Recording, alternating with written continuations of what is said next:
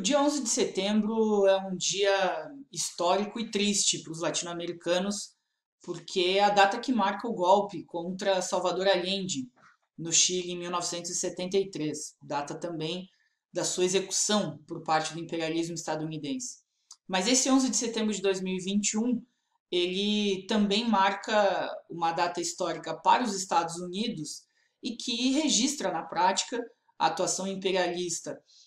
de uma guerra que durou 20 anos, a guerra mais duradoura da história dos Estados Unidos e que se encerrou nesse ano de 2021. Nessa data simbólica, nós estamos aqui para discutir, a partir da nossa visão, o funcionamento desse 11 de setembro e os impactos, e trazer aqui uma discussão sobre a invasão dos Estados Unidos no Afeganistão.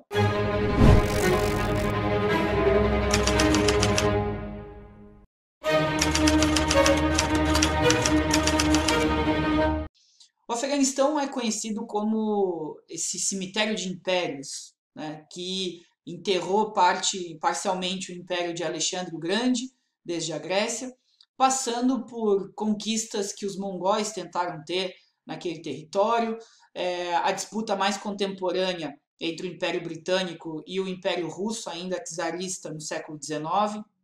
e uma série de outras tentativas ao longo da história e que nos fazem perceber que um Afeganistão moderno ele nasceu aproximadamente no século XVIII, ali por 1709, quando se estruturou de fato um império afegão e quando uma determinada etnia, os Pashtuns, se organizaram, uma etnia que hoje ainda preserva pouco mais de 40% do total da população afegã e que demarca um território absolutamente dividido entre várias outras etnias também, como os uzbeques e os tajiques, que possuem um pouco menos de 40% do total da população. E temos ainda os hazaras, que ocupam um pouco mais de 10% do total da população afegã. Esse cenário de 1709, quando se estrutura um império afegão, ele ganha contornos mais contemporâneos quando, a partir de 1919, o Afeganistão, ao derrotar essas últimas duas tentativas imperialistas, tanto da Rússia quanto da Grã-Bretanha, de ocupar o seu território, o Afeganistão se declara como uma nação efetivamente independente, né? Não mais como império do século XVIII, mas tentando dar um verniz de Estado Nacional moderno, mas seguiu sendo uma região totalmente disputada ainda por outras forças. E o último episódio dessa disputa envolveu exatamente a dominação imperialista por parte dos Estados Unidos. E é preciso discutir, né, como que os Estados Unidos empregam uma guerra por 20 anos no território do Afeganistão e pretensamente essa guerra tinha a ideia de combater o terrorismo, de eliminar as forças do Talibã da região, e o Talibã ressurge com toda essa força, com toda essa potência, e um Talibã que surge inclusive maior do que foi num primeiro momento, maior do que o Talibã que comandou o Afeganistão entre 1996 e 2001. Essas disputas internas, elas estão demarcadas pelo desastre que foi a ocupação dos Estados Unidos e por todas as forças imperialistas via a OTAN, via essa aliança militar do Ocidente, a partir de 2001. E encerrando nesse episódio lamentável, na fatídica fuga dos Estados Unidos, sendo corridos pelas forças do Talibã ainda no mês de agosto de agora de 2021. E isso revela um completo desastre que foi a operação dos Estados Unidos e das forças da OTAN naquele território. E aí vale demarcar de que maneira o Talibã ressurge com tanta força. Para falar dessa questão, é necessário recuperar aqui alguns elementos. O primeiro deles é o que foi exaltado pelo presidente Joe Biden no seu pronunciamento do último dia 16 de agosto, quando ele dizia que as forças do Afeganistão elas estavam absolutamente treinadas, numa declaração que ele tinha dado um mês antes, dizendo que as forças do Afeganistão estavam treinadas, estavam bem equipadas, tal como qualquer exército moderno do mundo e que, portanto, resistiriam ao Talibã. Isso foi dito ainda no mês de julho. Já no mês de agosto, Joe Biden diz o seguinte: nós não podemos ficar no Afeganistão quando as próprias forças afegãs não oferecem resistência. não querem fazer essa disputa. Nós podemos empregar armas, nós podemos empregar recursos, mas nós não podemos dar a um outro povo a vontade de lutar. Agora, essa declaração é absolutamente vazia, porque a gente precisa discutir de onde emerge a tal não vontade de lutar dos afegãos. Não é aí que as questões se encerram, é precisamente aí que elas se iniciam. E nós precisamos discutir exatamente esse tópico. Para tratar dessa questão, o que faz dos Estados Unidos uma operação desastrosa e que termina de forma melancólica com essa derrota humilhante agora no último mês de agosto? Os Estados Unidos promoveram um desastre socioeconômico no território do Afeganistão. A principal atividade que foi oferecida aos afegãos a partir da ocupação dos Estados Unidos teve três naturezas principais. A primeira delas foi se imiscuir, foi se infiltrar no mercado da produção de ópio na região, e o mercado da produção de ópio que tinha duas subdivisões. De um lado, trabalhar no ópio para, dentro de uma pretensa legalidade,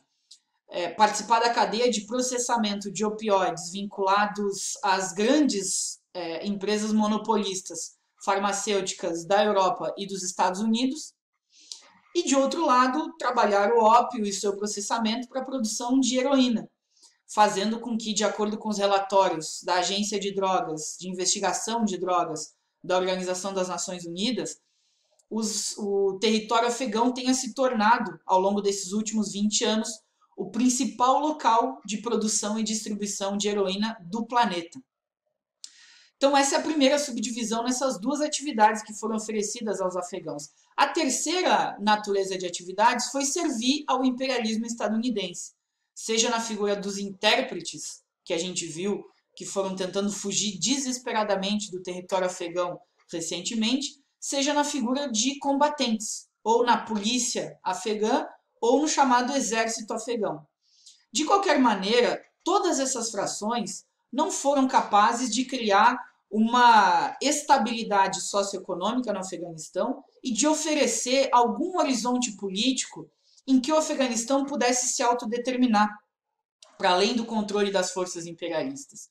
Então, como esse foi o cenário dado, os Estados Unidos, na prática, ficaram durante 20 anos produzindo talibãs em potencial, produzindo forças que pudessem se sentir absolutamente seduzidas pelo discurso do Talibã, que é de fato muito potente, poderoso e de recorte fundamentalista. O Talibã segue acompanhando em 2021 as suas extrações da Sharia, como uma das lutas de um código de conduta judicial islâmico, absolutamente fundamentalista e baseado numa teocracia, e também vinculado a jihad, que seria essa guerra santa, guerra islâmica santa, também típica dos grupos fundamentalistas. Essas duas orientações do grupo, do Talibã, remontam à sua formação de forças ideológicas radicais que eram emanadas da Arábia Saudita, uma antiga e tradicional aliada do Ocidente, e, de outro lado, uma organização, um aparato militar muito suplantado pelo Afeganistão. Joe Biden, no seu discurso, dizia que o Afeganistão estava absolutamente assegurado e que não tinha grandes problemas, e que a função que os Estados Unidos cumpriram no Afeganistão e que justificava essa saída totalmente atabalhoada teria sido não a construção da nação. Joe Biden foi enfático no seu discurso sobre isso. Nós não estávamos no Afeganistão para construir uma nação, nós estávamos para combater o terrorismo. A grande questão é que os Estados Unidos sequer conseguiram fazer isso. Por quê? Porque, nas palavras do próprio Joe Biden, o terrorismo se alastrou como uma espécie de metástase pela Ásia Central e pelo território do Oriente Médio, fazendo com que seguissem existindo células organizadas e seguindo, inclusive, como um celeiro da criação de novas organizações terroristas, como é, por exemplo, o caso do Estado Islâmico, organizado a partir do Iraque e da Síria recentemente. Essa ascensão forte do Talibã, portanto, ela representa um rotundo fracasso da política imperialista dos Estados Unidos no controle da região, e ela se expressa nessas duas figuras. De um lado, o falso combate ao terrorismo, que no final das contas só serviu para alimentar ainda mais radicalismo por parte das organizações islâmicas, e de outro lado, o fracasso completo na tentativa de estruturar uma sociedade no Afeganistão que não fosse absolutamente afeita às forças do Talibã. E claro, a maioria da população afegã, ela não compactua, ela não é simpatizante por definição do Talibã. A maioria da população não compactua com as práticas talibanesas. Por outro lado, não se oferece nenhuma força organizada do ponto de vista político que possa contrarrestar as forças do Talibã. E principalmente todas aquelas que minimamente se articulam já são imediatamente identificadas pela população do Afeganistão como forças que são capachas do imperialismo estadunidense. E é precisamente isso que alimenta uma gigantesca desconfiança da população no Afeganistão com relação a quaisquer outras forças que possam emergir em oposição ao Talibã. O que faz com que se retroalimente o próprio radicalismo, expresso, por exemplo, no ISIS-K, essa outra formação, essa outra extração de uma célula do Estado Islâmico que fez o tal do ataque terrorista no aeroporto de Cabul contra forças dos Estados Unidos. E os próprios Estados Unidos nessa questão pediram ajuda, pediram suporte do Talibã para que garantisse a segurança no aeroporto de Cabul, para que os Estados Unidos pudessem escoar as suas últimas frações civis e militares, numa saída que, ainda que os Estados Unidos neguem, foi absolutamente semelhante à saída de Saigon, na derrota histórica que os Estados Unidos sofreram no Vietnã a partir dos anos 70. Então, diante desse quadro, é fundamental perceber que os Estados Unidos tiveram uma operação absolutamente desastrosa, mesmo para as pretensões imperialistas, e deixam um legado geopolítico na região muito diferente daquele que existia no início dos anos 2000. É preciso sublinhar que hoje a organização da OTAN e a capacidade que a Aliança Militar do Ocidente tem de incidir no Oriente Médio e na Ásia Central é radicalmente distinta daquela que existia no início do século. Em função disso, nós temos uma projeção do poder chinês muito maior na região do que era no início do século, inclusive fazendo com que a China, juntamente com a Rússia, fossem os primeiros governos a reconhecer a legitimidade das forças talibanesas que ocuparam Cabul e que decretaram agora um novo governo. A China, claro, tem interesses estratégicos na região, faz parte da organização de uma boa relação com o Talibã a possibilidade de instrumentalizar e não ter objeções no Talibã para que possa se organizar a nova Rota da Seda, por exemplo. Nós temos os interesses sobre os territórios ricos em minerais que o Afeganistão possui e que podem servir a uma transição da matriz energética chinesa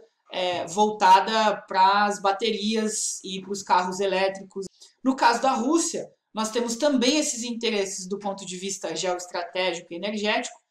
mas também os interesses que representam o enfraquecimento da projeção da Europa Ocidental numa região que historicamente foi disputada pelo Império Russo na época dos czares e que também foi objeto de disputa da então Rússia Soviética. Então, é uma zona de influência geopolítica muito importante para os russos, que também reconheceram já o governo do Talibã.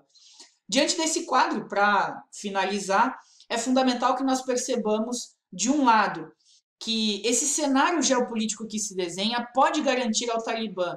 na relação mais estável, no reconhecimento chinês e russo, uma possibilidade de que o governo do Talibã no Afeganistão, a partir de agora, se estabilize na região. É muito possível, né, que o governo do Talibã esteja para China e Rússia, como, por exemplo, um governo da Arábia Saudita está para os Estados Unidos. Uma espécie de mal necessário que garante um dique, uma barreira contra as influências ocidentais na região. E, portanto, o fato do Talibã não gozar de prestígio na população só consegue se afirmar como uma força política específica na região porque não surgem movimentos, não surgem outras formas de organização que estavam bloqueadas pelo domínio do imperialismo estadunidense. É fundamental que no Afeganistão se possa organizar, portanto, não só a derrota do imperialismo nos Estados Unidos, como também a possibilidade de autodeterminação do povo afegão, tal como foi no episódio de 1978, na Revolução de Saur, que contou sim com o apoio soviético, que teve sim uma batalha, uma disputa em que a União Soviética foi derrotada e acabou, por consequência, levando ao fim desse movimento, mas era um movimento interno e, portanto, esse movimento de rebeldia, de rebelião, de revolução de inspiração socialista que aconteceu em 1978 no Afeganistão não entra na conta do enterro dos impérios anteriores. Isso precisa ser colocado, precisa ser dito, porque foi sim uma manifestação de autodeterminação do povo afegão diante de uma organização política de extração e de inspiração socialista. Que o povo afegão possa se organizar e, a partir da derrota do imperialismo que aconteceu nesses longos 20 anos de ocupação e de guerra, que as forças afegãs possam também se autodeterminar, derrotando o Talibã e pautando no horizonte um processo revolucionário de superação dessa dominação estrangeira e que tenha, portanto, aqui o seu recorte, a sua inspiração socialista, tal como aconteceu em 1978 na Revolução de Saúde.